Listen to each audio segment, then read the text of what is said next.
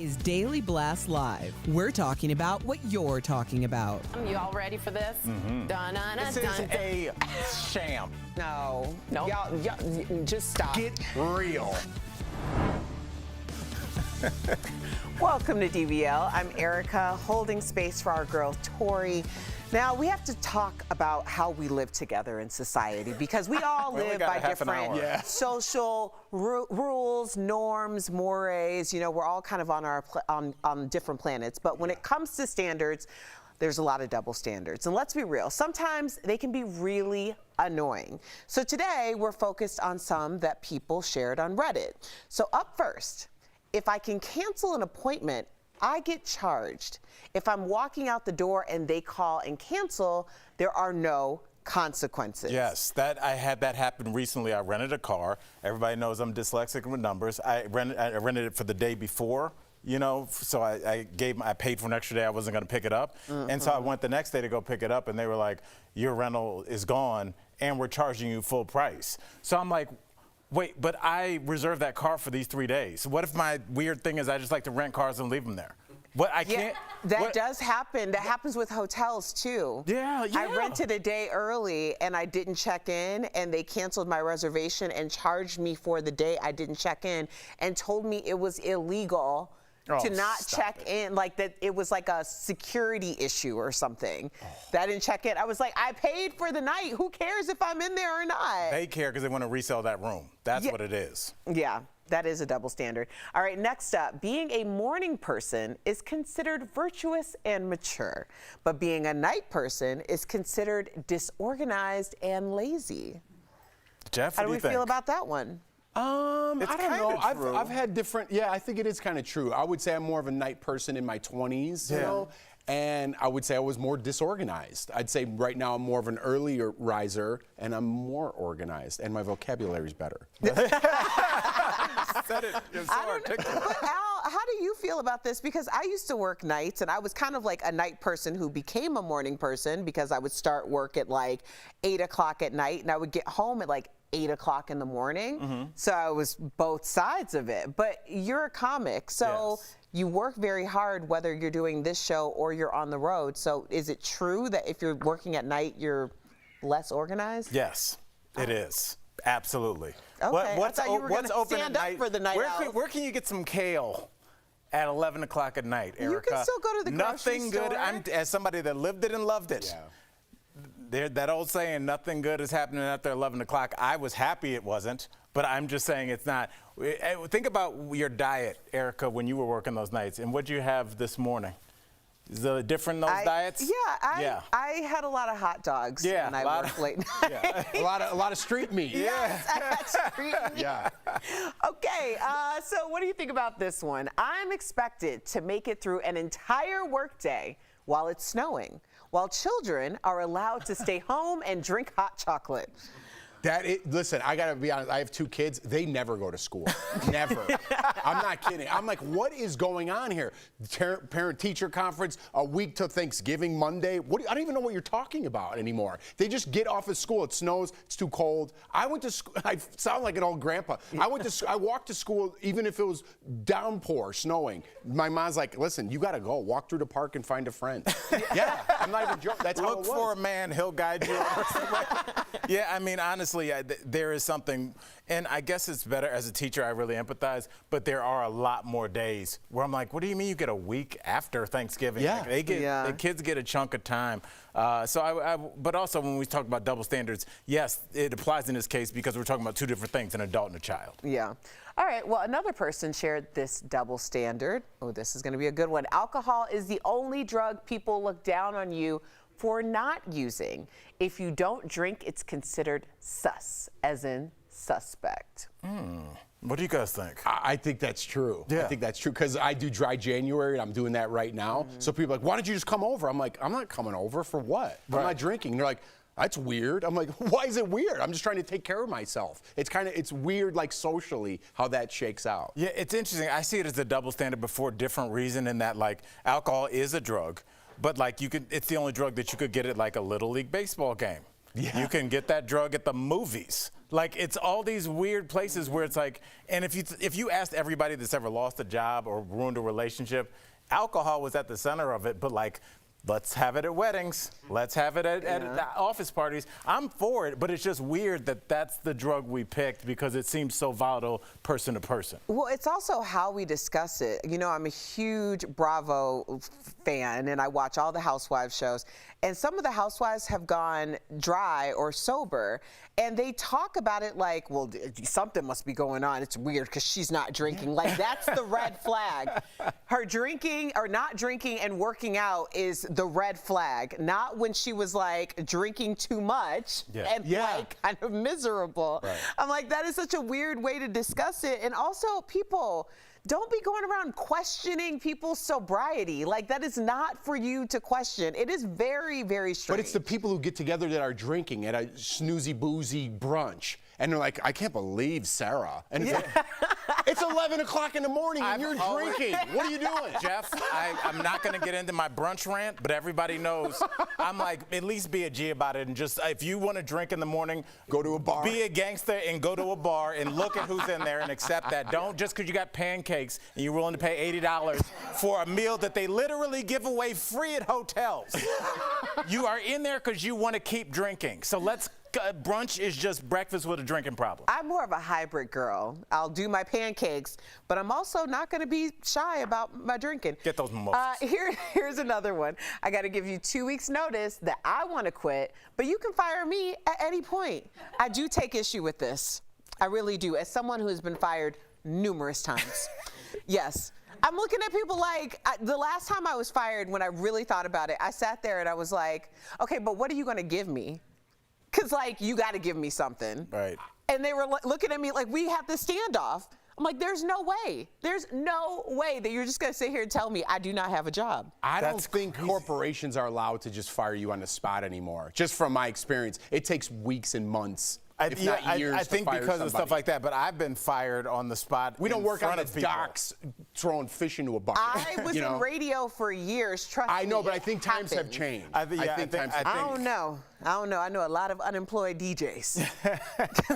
Let me tell you. All right, coming up on DBL, new data shows that the economy actually started booming last year. So do you feel like it's getting better? And our interview with legendary Double Dare host and friend of the show, Mark Summers. He's telling us how his life inspired an off-Broadway show.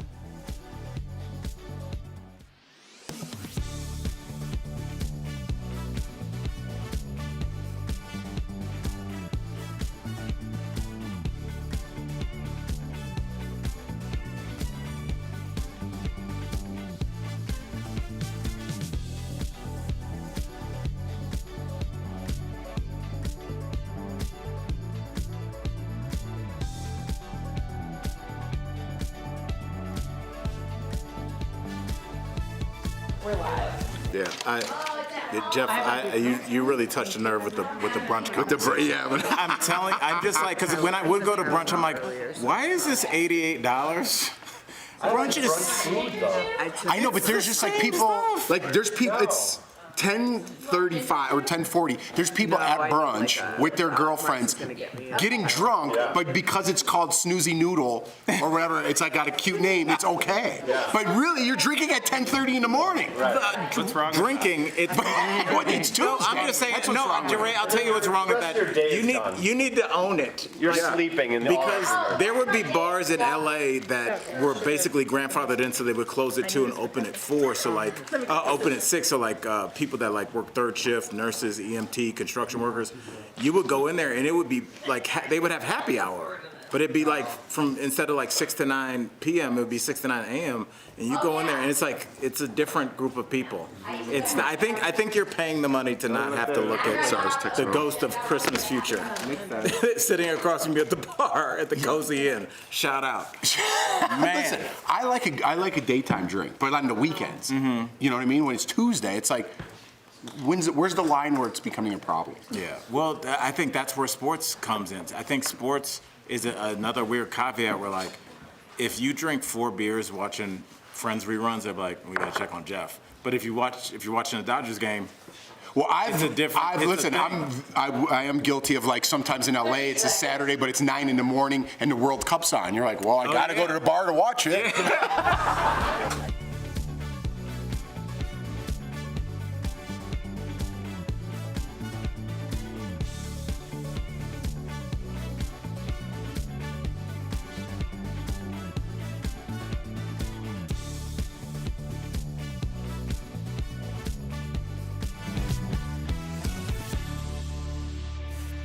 Welcome back to DBL. How do you feel about the economy? Is it working for you? The reason we're asking is because there are new numbers out. According to the Washington Post, the U.S. economy boomed last year. It grew by more than 3% in 2023. Not only did the economy grow, consumer sentiment jumped in the past 2 months by the most it has since 1991. So inflation is way down from 9% to around 3.4%. And unemployment is also still really low at around 3.7%. And wages for the vast majority of Americans have gone up over the past few years, which is surprising to a lot of people. So here's the question. Do you think the economy is booming? And if so, will it affect the election? Go to dblvote.com to weigh in. I'm a little surprised by these numbers, but how do y'all feel? I'm very Considering surprised. what you hear. And shout out to our producers for setting us up, like having fun, and they're like, oh, let's talk politics and the economy. Good job, guys. But for me, I don't really have any faith in numbers or surveys. I think the media pushes a lot of agendas. So maybe I'm a conspiracy guy. Maybe I'm just growing weary of that. I don't feel like the economy is up. I don't feel it in my own life. My grocery prices are way up. My housing market is insane. Double my property taxes. It's craziness out there. And gas has come down, I'll be honest with that, but I don't feel it. I feel like my income, which we make a fine living here, but I feel like the outside of us, our living, everything else is going up. Having kids is a burden, to be quite honest. Yeah. Clip that Financially, it's a money pit. It's a money pit. You know what I mean? So it's really hurting me. Jeff, A money pit? Yeah. Like there's It no is. return on I kids. look at them and they're just little wallets running out the door. Yeah. And here's the good news: when they get older, it doesn't stop. Which is great news for me. I kind of see what Jeff is saying, because what you hear is different from the numbers you see. I remember during COVID, when it first hit, the lockdowns hit, we were like, the economy's going to go in the tank, but the stock market was fine. Every day, the economy would send out checks. Everything was pretty fine. And it kind of made me question whether the stock market is even real. How can everybody... Talk about honestly, conspiracies. no, but seriously, how can everybody in the country be working and the stock market is a certain price, and then on one day, nobody's working and the stock market is fine? How did that happen? Okay, I'm not going to sit here and try to explain the stock market I think our to you. viewers want it is very real, though. Yes. It's not a fallacy. I think when I think about the economy and public sentiment, it really is about how each individual person is affected. Yeah. You know, are you living paycheck to paycheck? Do you have what you need in order to perhaps take care of something if your car breaks down, or if your heat, or whatever, something breaks? Are you able to take care of things Your hot like water that? heater, something, Right. a big purchase. Yeah. Right. And I mean, it's interesting because everything you hear online is no one has any money. And now we're talking about the economy as if it's on the rise and everything's on the up and up. So who are we surveying here? Because clearly there isn't like a diverse spectrum of fiscal ability that's being surveyed. I will say this: use your eyes. Go to the mall in the middle of the day. It's packed. There are people there. All right. And the People moon, shopping. and the moon's fake too. And DBL Nation, do you think the economy is booming? 54% of you say no. See? Well, coming up on DBL, we're talking with legendary Double Dare host Mark Summers. Now he's taking fans on a tour of his life in a new off-Broadway show.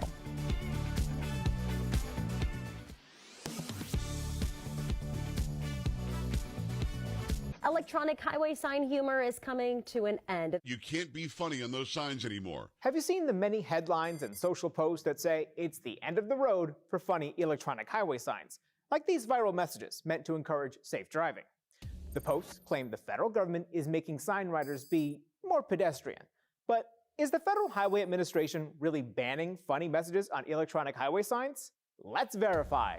Our sources are the Federal Highway Administration, the Federal Register, and the 11th edition of the Manual on Uniform Traffic Control Devices for Streets and Highways.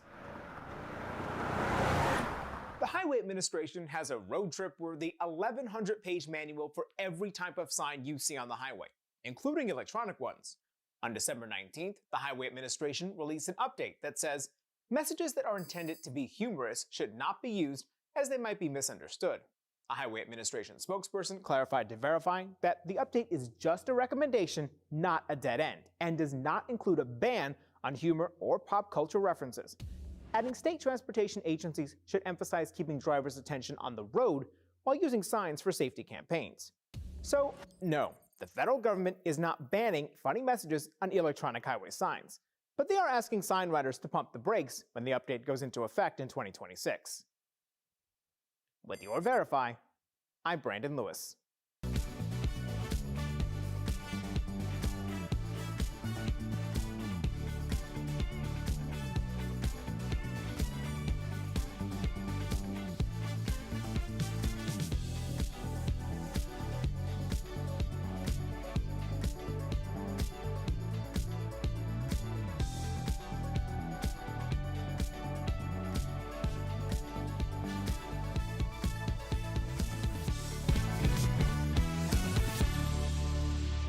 Welcome back. Our next guest is basically family here at DBL. You know him from throwing slime on Double Dare to talking about our favorite snacks on Unwrapped.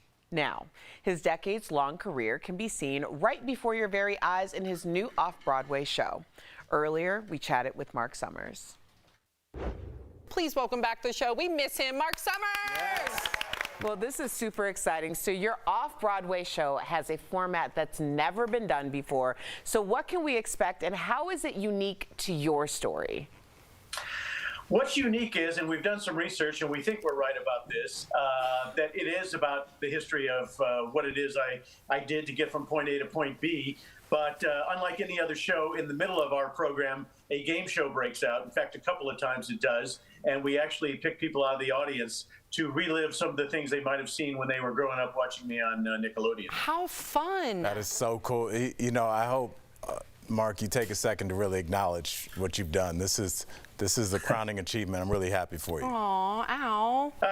I appreciate that. You know, the other day, there's a show on Broadway called Gutenberg where they have guest producers come in at the end, and they had Nathan Lane and Steve Martin and you know, big stars, and they asked me to do it. And my biggest fear was when I walked on stage, are they going to say, who the heck is that guy? But luckily the reaction was good. So I guess if you've been on TV almost 40 years, people might recognize you. Yeah, Yeah. Let's get to the beginning of those 40 years, because you know, your show starts with an early obsession, much like our boss Bert Dubrow here, with magic and Johnny Carson. So how did that combination kickstart your career in entertainment?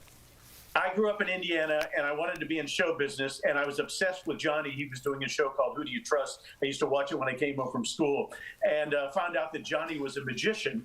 And I figured, well, if it was good enough for Carson, it's good enough for me. So I started doing magic in Indianapolis and performing at, you know, birthday parties and weddings and dog shows and wakes and anything I could do. Talked myself on as a regular on a kids' TV show back in Indianapolis. Then I became a disc jockey, and I kind of followed Johnny's career. It took me a lot longer than it took Johnny, but eventually landing Double Dare when I was about 34 years old. And then it just kept growing from there. Wow, look at that Double Dare moment. I mean, everybody knows that. Unbelievable. Everybody knows that. I know. And you're still going, Mark. I love it. So your show made it to off-Broadway because of a chance encounter in Buffalo. I love these behind-the-scenes stories. What happened?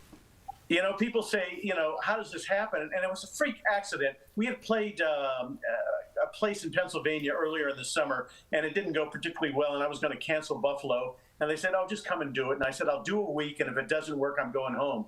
Well, it was fantastic. It was the Alleyway Theater. These guys were fantastic. Unbeknownst to me, right next to us was the theater where the Mrs. Doubtfire tour was opening. And the director came one night, saw the show, and afterwards said, have you ever thought about doing this in New York? And I said, every day of my life. I just don't know anybody. And he said, you do now. He made some phone calls. The next thing I know, the Schubert organization is calling me. They connect me with the producer. And only 6 short weeks ago, we signed a deal to do this show off Broadway. Wow. If you build it, they will come. Yeah. His career, and then it came. Okay, so what part, leave me alone. They're already making fun of me, Mark. What part of your story, though, because you have accomplished so much, has made you the most emotional to tell on stage, or even just your anticipation of it? That's a great question. This whole thing was started because people watch people on a movie or a Broadway show or on TV and say, boy, they're the luckiest people in the world. What they don't realize is how hard people work to get from point A to point B. Yep. Yes. And I was one step out of the business when I finally got Double Air. That's a whole other story, and that is within the body of this show. But I got cancer.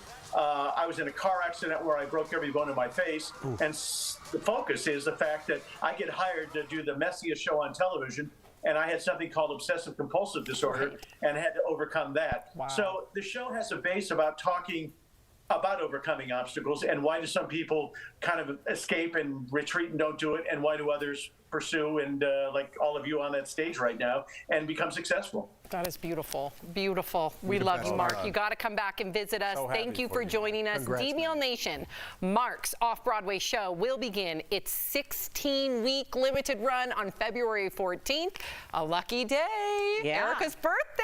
Oh, you can visit all good vibes. You can visit lifeandslimes.com for tickets. Thank you again, Mark. Congratulations, Man, buddy. happy for you, bro.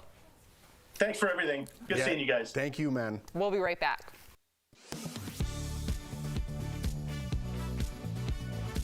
Candidates drop out of races all the time, but one viewer, William B., wanted to know what happens if a candidate withdraws before the primary and their name is still on the ballot. Can a vote still be cast for that person?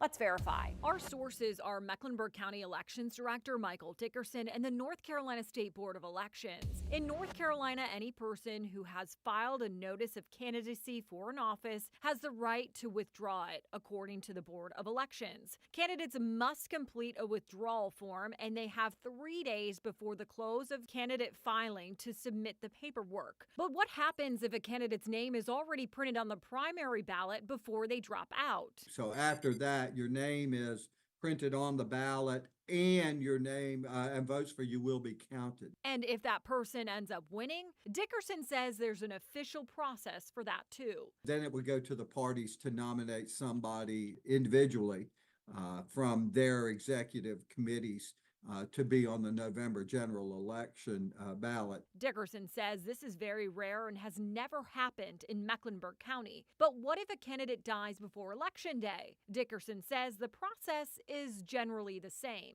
There is a stipulation if somebody were to pass away before, then you could reopen filing since the ballots have already been printed and our time frame has been squeezed as it is, then yes, their name would still be on the ballot. So we can verify that, yes, if a candidate drops out of a race and their name is still on the ballot, you can still cast a vote for that person. But in the end, it's up to the party leaders to nominate a new candidate to represent the party in November's general election. With your Verify, I'm Megan Bragg.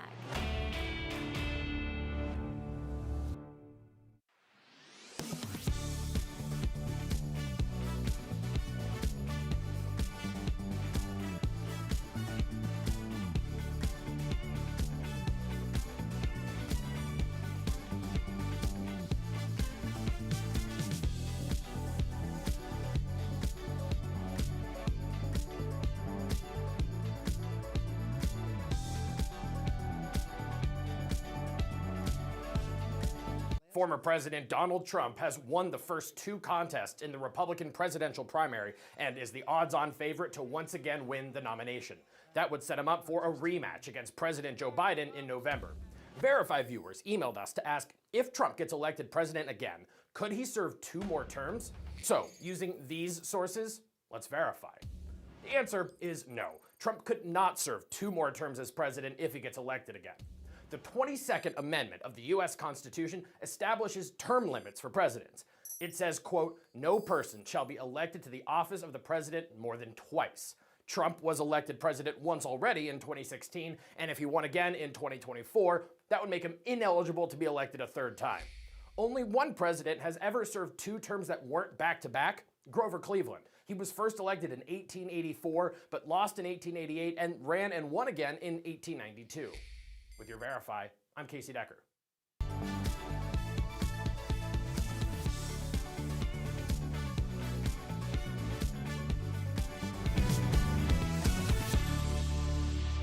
Welcome back. We've got some great products from our friends at Morning Save. Check them out. All right, Steph, what do you have for us today? First up, oh, this is fabulous. We've got the Born long sleeve, notch collar and pant pajama set. And we've got 4 different styles to choose from. So normally this is $98, but we've got it for $24.99. That's saving 75%. These feel, honestly, just so soft, you will never want to take them off. All right, so this is really handy, Jeff. So it's a 6-pack secure bright magnifier with LED light. So if you find fine print getting really hard to read, you should keep one of these in your purse or your pocket so you can have a larger view and a little light whenever you need it. So normally it's $29, but we have got a 6-pack for $17.99, which is saving 38%. So up next as well, this is very handy. We've got the Cuisinart Custom Select 4-slice stainless steel toaster. There are 7 shade settings, a defrost option, single slice, and various bread select options. Normally, Jeff, it's $165. We've got it for $49.99. which is saving 70%. Steph, you know what? I never thought about upping my toaster game, but at that price, I think I have to. Now, last but not least, very handy, we have got the Olympia USA Voyager 3-piece premium hard side 8-wheel luggage set. So the deal includes one 21-inch carry-on, one 25-inch mid-size luggage, and one 29-inch large luggage. Normally, these are $920. We have got 3 pieces for $149.99, saving 84%. That is a fantastic deal. Head on over to morningsave.com to snag these amazing deals at the lowest prices, or you could even scan the QR code on the screen to take you directly to these products on Morning Save's website. Again, great job, Steph. Thank you so much. Before we go, we've got a viral video for you. So a man posted this video of his motorcycle ride from Colorado Springs to Denver in just 20 minutes. It's about 70 miles, people, which usually takes about an hour and 15 minutes. At one point, you can see his speedometer gets to 172 miles per hour.